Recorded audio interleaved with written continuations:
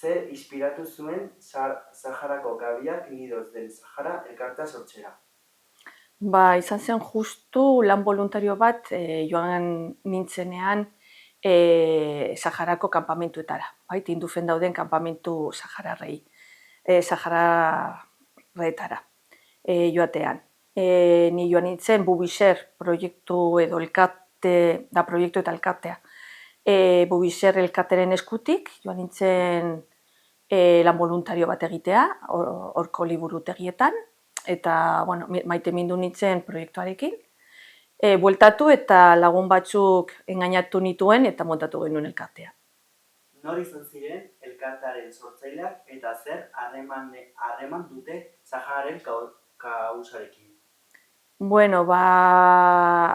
Hasieran sortu ginenen artean bakari gelditzen gara bi, eta beste biak utzi zuten elkartea, bat aita zelako, beste lan batzuk zituelako, bizitzaren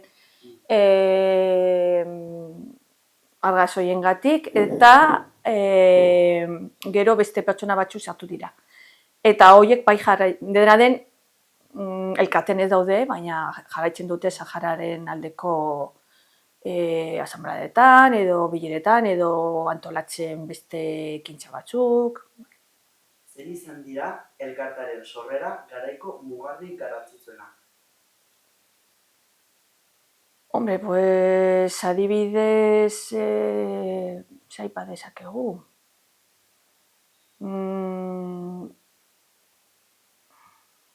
Zaila da esatea. Agian parlamentuko intergrupokoekin elkartu ginenean, gero lortu genuenean, modu, esan dekogu, ofizialean liburutegietan lan egitea. Bai, lehen joaten ginen, liburu zain laguna baldin bazen, egiten genuen zerbait, baina orain joaten gara, eta baldugu olako babes bat, ez? Eta mugarri gehiago, gure kide bat joan zenean kanpamentura duela gutxi, urrian edo laguntzera irekitzera azken liburutegia, ere egin dugu gida didaktiko bat, egon dira olako. Nola eboluzionatu du elkartearen misioak sortu zenetik? Helburua ez da egon garapen bat, agian sakondu edo finkatu garela, edo finkoa dela gure helburua, baina ez da egon garapenik. Orain konposizioa talean, zenbat kide ditu gaur egun elkarteak eta zein da haien profila? Orain gaude 7 gara, hasi ginen 4, eta orain gara 7. Batez ere 4, 3 daude jubilatu, baina 4 pertsona barne jubilatuta daudenak irakasleak gara edo izan gara, eta gero baditugu beste kide Saharakoa direnak, eta bada ikaslea, ikaste bat, ikaslea dena, bestea da ingenieroa, eta beste bada langilea. Zer irizpide erabiltzen dira elkarteko kideak hautatzeko? Ez da, hemen da voluntarioa eta da Sahararen alde egotea, besterik gabe. Badaude rol edo batzorde desberdinak elkartean, hala bada zeintzuk dira? Hauten banatu dugu lana, baina batzordeak ezin ditugu egin 7 garelako, baina nola baitago antolatzen dugu hemen Fisahara, da zine jaialdia, odun, pertsona bat aduratzen da horretaz, gero daude liburutegiak, eskolak, komunikazioa, web horria, baina hori, 7 gara odun ere ezin dugu egin batxode handirik. Helburuak, zein helburu zehatz proposatu dituzue hurrengo 5 urteetan lortzeko? Hogela ez dugu planteatu. Gure helburua da handiagotzea edo zabaltzea elkartea eta jarraitzea egiten ari garenarekin. Liburutegitan lan egitea, agian beste ikastetxeekin, orain 2 ikastetxeekin badugu harremana odun hori zabaltzea. Lehen geneukan, pandemia baino lehen, baina hori gelditu zen, eta jarraitzea lan egiten laguntzen Saharan dauden kanpamentuetako liburutegial hori laguntzen eta bermatzen. Nola neurtzen du elkarteak bere helburuak betetzearen arrakasta? Batez ere zenbat ekitaldi eta aktibitateak egiten dugun ikasturte bukatzean. Egiten dugun memoria bat, eta aurten izan dira 53 aktibitate eta bakarrik 7 pertsona gara. Zer garrantzi du saharar literaturaren sustapenak bere helburuaren barruan? Gure helburuen artean badago olako harremanak edo hautematea Saharako kultura eta Nafarroako edo Euskal Herriko kulturaren artean, ez? Eta orduan, adibidez antolatu dugu eta antolatu nahi dugu irakurle klubak liburutegietan horko literaturarekin, 3 liburu daude, 2 liburu badaude liburutegiko sareko zerrendetan eta erosiko dute beste bat. Gero Iturramako eskolako institutokoekin poeta bate, emakumezko poeta baten liburua ilustratu zuten iaz. Eta argitaratu genuen ere bai. Eta han, adibidez, egiten duguna, hemen egiten duguna, egiten bat ditugu Kamisibaiak edo ipuinak 3 hizkuntzetan egiten digu, euskeraz, arabieraz eta gaztelaniaz. Funtzionamendua, nola antolatzen da elkarteak bere jarduerak gauzatzeko? Normalean elkartzen gara, aldugunean eta behar dugunean, baina fijo 2 hilabetean behin, 3 hilabetean behin, eta antolatzen dugu lan guztia, 3 hilekoa. Nolako bilerak egiten dituzue eta zein maiztasunekin? Lan bilera dira. Banatzen dugu lana eta hori da egiten duguna. Zer finantzaketa mekanismo erabiltzen du elkarteak bere proiektuetarako? Dohaintzak, bai, eta gero, Berriozarko udalak bai eman behar digula hauten diru laguntza txiki bat. Jarduera geografikoa, Nafarroako zein eskualdetan du presentzia aktiboa elkarteak? Nafarroa osoan. Saiatzen gara egiten ditugunean liburutegietan egiten ditugun aktibitateak zabaltzea mapa osoan. Badira planak elkartearen jarduerak beste eremu geografiko batzuetara zabaltzeko?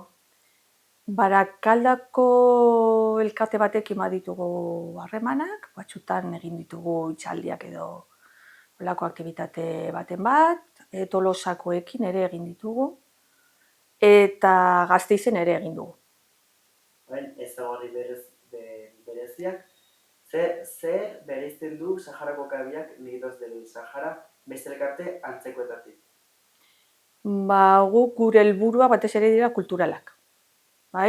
Beste elkarte, Sahararen aldeko beste elkarte askok lan egiten du giza laguntza, bai umekin edo emakumen egoera nolabait erresteko, edo osasun arloan, edo guk egiten duguna da kultur mailan. Nola hautatzen dira elkarteak parte hartzea erabakitzen duten proiektu eta kanpainak? Gure helburuarekin baldin badoaz, eta ez bakarrik gure helburuak dira batez ere kulturalak, baina baldin badaude ekitaldiak edo ekintzak edo izan daiteke manifestazio bat edo elkartaratze bat edo Saharako autodeterminazioaren alde ere parte hartzen dugu. Epe labur eta luzeko erronkak? Zein dira elkartearen epe laburreko erronka nagusiak? Lehen esan dudan bezala, elkartea zabaltzea, eta egiten ditugun ekitaldiak, aktibitateak, bai liburutegietan eta eskoletan, nolabait kalitatea hobetzea. Zein dira elkarteak epe luzera aurre egin behar dituen erronkak eta nola planifikatzen du hauek gainditzea? Egia esan epe luzerako ez ditugu, egiten dugu agian 2 urtean behin, baina da dugun dinamikarekin jarraitzea. Eta esan dudana, aktibitate asko egiten ditugu eta nahi duguna pixka bat orain kalitate aldetik hobetzea. Nola lantzen du elkarteak bere proiektuaren jasangarritasuna Saharan errefuxiatuaren kanpamentuetan? Hori da horrekin lotuta, jasangarritasunarekin lotuta, badugu proiektu bat, baina irailean Bubixer asanblada nagusian nahi dugu eraman, zen gu gara independenteak, baina parte hartzen dugu Bubixer elkartean guretariko batzuk, eta ere koordinatzen gara haiekin, bai? Eta eraman nahi dugu asanbladara liburutegia, orain dauden liburutegi guztietan baratzak egiteko. Eta gure kide bat da ingenieroa eta justu badu masterra energia jasangarrietan.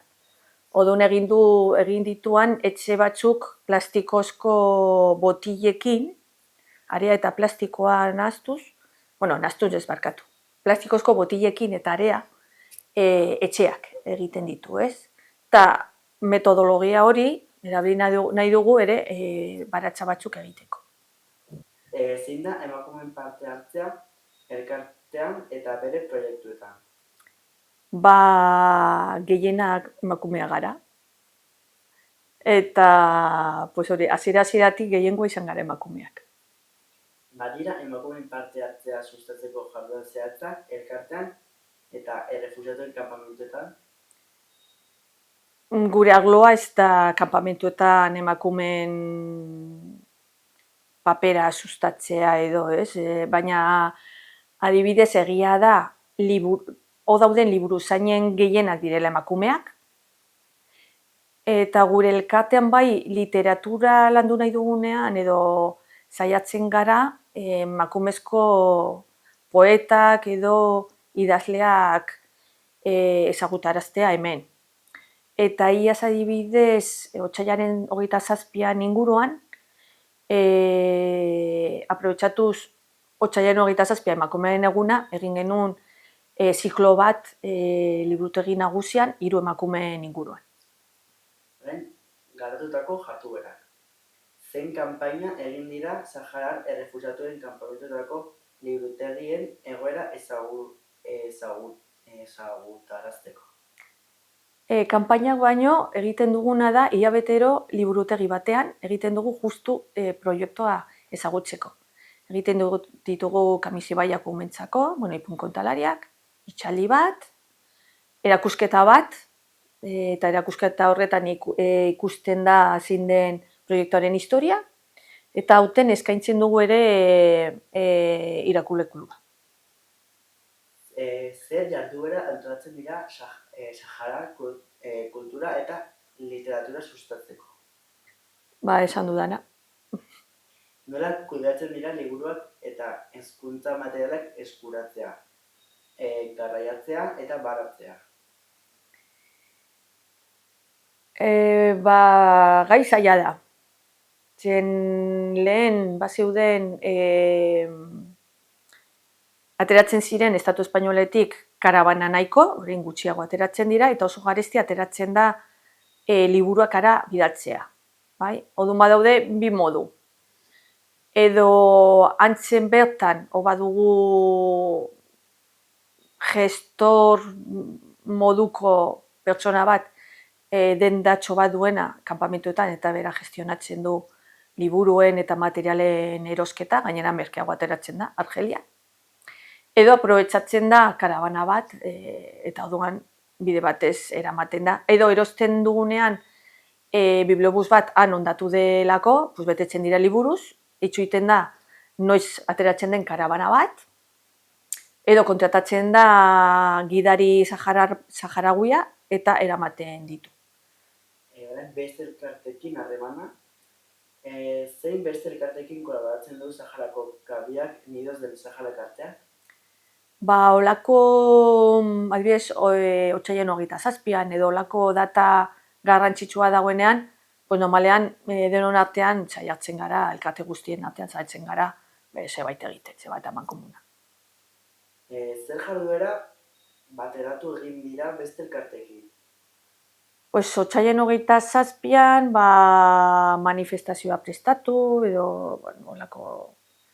olako ekintzak, edo Berriozaren adibidez Saharako lagunen elkartearekin, apirilean egiten dute jardunaldi batzuk, han ere parte hartzen dugu. Zein da elkartearen harrema Nafarroako erakunde ofizialekin eta administrazioarekin? Batez ere badugu harremanak, bakea eta askatasuna Saharan intergrupoarekin, gero liburutegiko arduradunekin ere, eta gero Berriozako udalarekin. Badaude hitzarmen edo akordiorik erakunde gobernamentalekin elkartearen jarduera laguntzeko? Berriozako udalarekin, hauten sinatuko dugu, bai. Zer nolako laguntza finantziero, logistiko, instituzional jasotzen du elkarteak erakunde ofizialengandik? Intergrupo horrek lagundu digu harremenetan jartzea liburutegikoekin, liburutegiko arduradunekin. Gero Berriozarko udalak utzi digu Debalde egoitza, eta gero aurten emango digu diru laguntza txiki bat.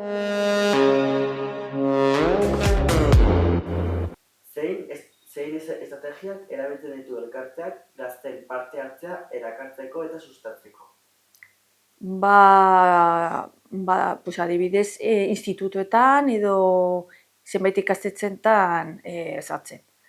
Lehen, pandemia baino lehen, gendukan harreman zenbait eskolekoekin, baina pandemia etorri zen eta moztu zen, baina jarraitzen dugu Iturrama institutokoarekin harremenetan eta Iruñako arte eskolakoekin.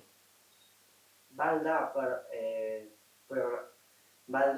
programarik edo lankidetzarik tokiko eskoletan gazten artean Sahara kultura eta literaturako interesa sustatzeko? Programa ez, egin dugu gida didaktiko bat, bai? Lehen hezkuntzako entzat, baina egia da, aplikagarria da DBH-ko lehenengo ziklorako. Hori bai egin dugula, egin genituen zenbait prentsaurre eta aurkezpen, eta zenbait ikastetxetan. Eta gero esan dudana, bi institutu hauekin jarraitzen dugu harremanetan, eta adibidez, uste dut lehen esan dudan bezala, emakumezko poeta saharaui baten liburua jorratu genuen, ilustratu zuten, argitaratu, eta modu horretan. Zer onura ikusten dituzte gazteek elkartean parte hartzean, bai pertsonalki, bai kulturalki? Lehenengo, beste kultura bat ezagutzen dutelako, gero beste herri bat ezagutzen dute, gainera badute harreman zuzena, zen egiten duten proiektua badakite, gero ara llegatuko dela.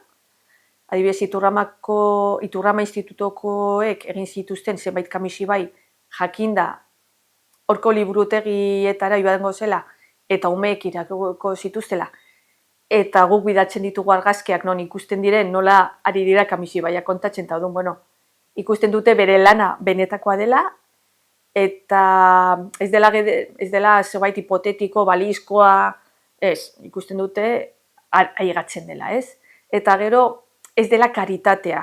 Zagot, adibidez, arte eskolakoekin, horko umeek egin zuten bi Kamizibai, kanpamentuetan, haiek digitalizatu zuten, apaindu zuten pixka bat, profesional moduan, eta bueltatu zen. Odun, izan zen, euskaraz esaten dena, elkartasuna, ez?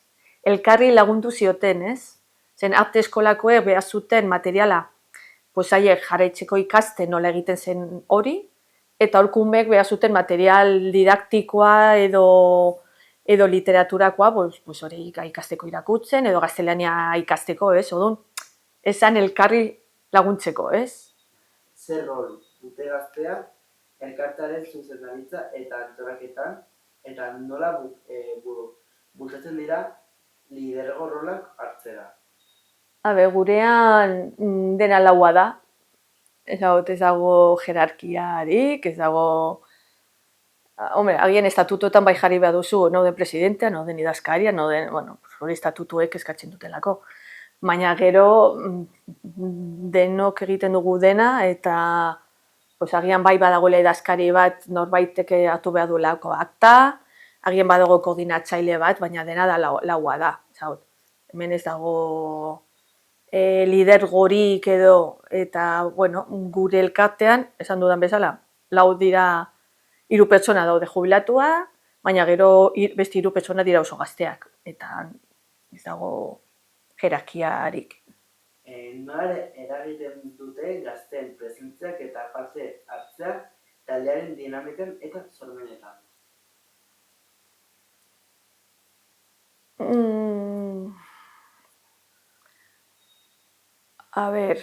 Egia zen ez da nabaritzen gure elkartean noden gaztea eta no dauka adin bat, zeren oso aktivista gara eta oso mugitua guztiok.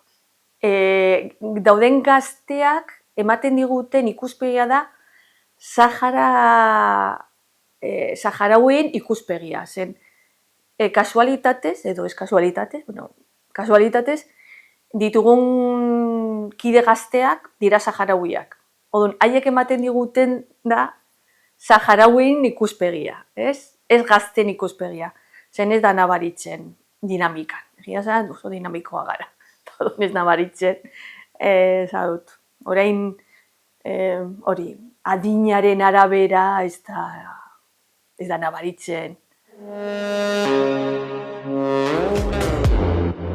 Metabersoan inbertitzeak erran nahi du finantza baliabidea jarri behar direla metabersoarekin lotutako aktibo edo enpresetan ingurune virtual hori hazi eta evoluzionatu ahala itzulera bat lortzeko itxaropenarekin.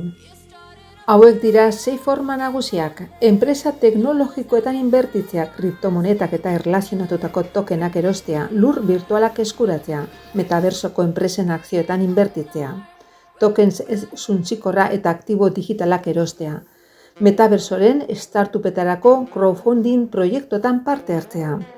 Enpresa horiek metabersoa osatzen duten azpiegiturak eta plataformak garatzen dituzte, horietan inbertitzea metabersoaren hazkundeari etekina ateratzeko modu bat izan daiteke. Erabiltzaile eta enpresa gehiago parte hartzen duten hinean. Metavirusaren plataforma asko kriptomonetak erabiltzen dituzte transakzioetarako. Kriptomoneta edo tokens horietan inbertitzea metabersoaren ekonomiak haziala balioa irabazteko modu bat izan daiteke. Lur virtualak erosteak aukera ematen die inbertitzailei denboran zehar ikus daiteke metabersoan espazio bat izateko.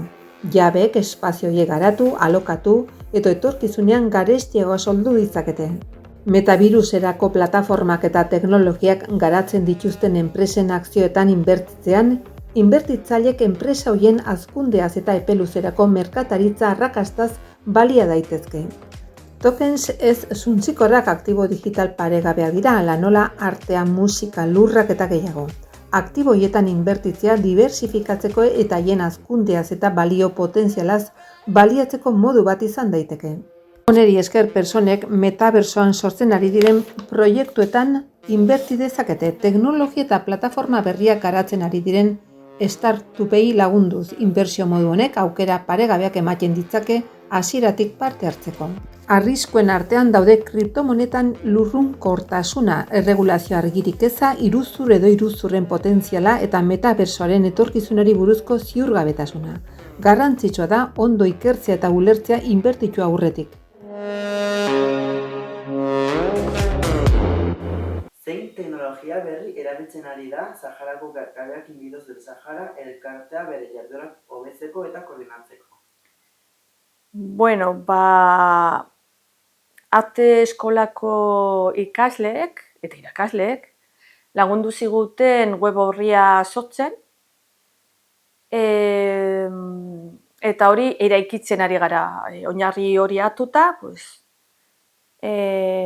gure kide gazte bat aritzen ari da horretan, eta gero, behin web orria moldatuta eta martxan jarri, ja beste sare sozialak ere jarriko ditugu martxan. Baina horren arte, sare sozialik gabe funtzionatu dugu, eta oso ongi.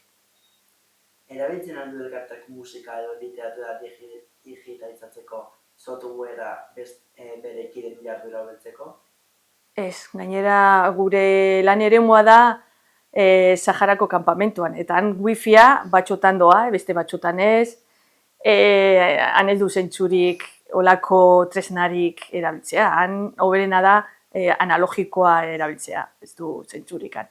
Nola erabiltzen du elkartek teknologia entzeguak, bilkurak edo hitzaldiak linean transmititzeko? Egia esan dena egiten dugu analogiko, ez bada, adibidez, iaz Finlandian bizi den idazle batekin, harremanatan eta irakurle klub hori bideratzeko, ongi etorri zen teknologia berriak, bera Finlandia zegoelako. Aztertu aldu elkarteak ahalegin artifizialaren erabilera bere jarduerak antolatzeko edo kideen parte hartzea analizatzeko? Ez. Zein plataforma digital eta sare sozial erabiltzen ditu elkarteak bere jarduerak sustatzeko eta jarraitzaileekin komunikatzeko? WhatsAppa, hainbeste bilera ez egiteko, eta Drive, eta teknologia berrien artean tradizionalena. Eta orain irekitzen ari gara web orria eta zurazki sare sozialak zen. Egia da modua elkartea eta Saharako egoera zabaltzeko modu errezena edo azkarrena edo.